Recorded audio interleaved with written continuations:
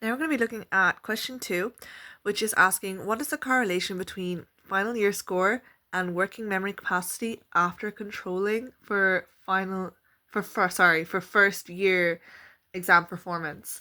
So basically what this question is asking is how strongly is working memory capacity related to final year score once we remove the influence of first year exam performance.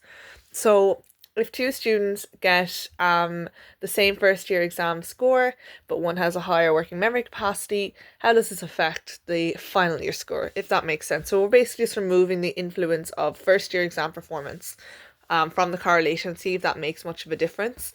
Just seeing what the variance is, basically. So for this question, we have to go to this table here. I'll just show you now. We have to go to correlations here. So we're going to coefficients and we need to go to partial. The reason we have to go to partial is because Pearson's correlation that we use for question 1 only looks at two variables and doesn't care about any other variables influencing the correlation. It only looks at x and y. So we use partial correlation because it removes the part of final year score that is explained by first year exam performance. So it's basically removing that influence and vice versa for working memory capacity.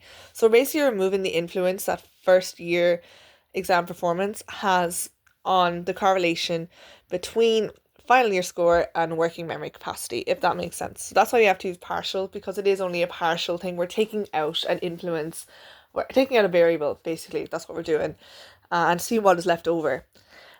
So to answer this question, we go to correlations partial, and we are looking for first year exam performance. So what we're doing is we're going to go over here to constant and then working memory capacity and final first year exam score. We're going all the way over to partial, and basically the answer to this question is 0.435, which is a large drop because originally, as we can see from model 1, which is just working memory capacity on its own, 0.877 what we got in question 1.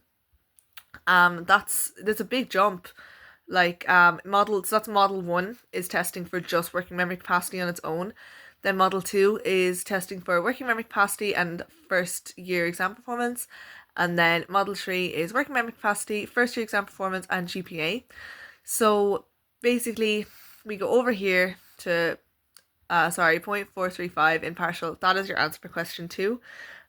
So there's a large drop in correlation because clearly a large part of the correlation between these two is explained by first year exam performance. So that's why there's a large drop, but the relationship doesn't disappear entirely.